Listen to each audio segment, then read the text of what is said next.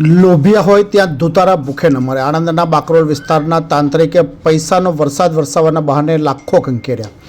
નાયબ પોલીસ અધિક્ષક દ્વારા તપાસ હાથ ધરાઈ। લોભિયા હોય ત્યાં દુતારા ભૂખે ન મરે ઉક્તિ યથાર્થ ઠરતી હોય તેમ આણંદના બાકરોલ વિસ્તારમાં તાંત્રિક વિધિ દ્વારા પૈસાનો વરસાદ કરવાની લાલચ આપી ભાવનગરના એક વેપારી પાસેથી અંદાજે ₹48.34 લાખ પડાવી લેવાની ઘટના બનતા ચકચાર મચી જવા પામી હોવાનું જાણવા મળે છે। આ મામલે પોલીસે બાકરોલના શખ્સ વિરુદ્ધ છેતરપિંડી અને એટ્રોસિટી એક્ટ હેઠળ ગુનો નોંધી તપાસ હાથ ધરી છે।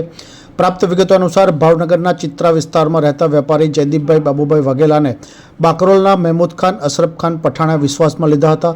મહેમૂદ ખાને પોતાની પાસે તાંત્રિક શક્તિ હોવાનો અને પૈસાનો વરસાદ કરાવી આપવાનો દાવો કર્યો હતો।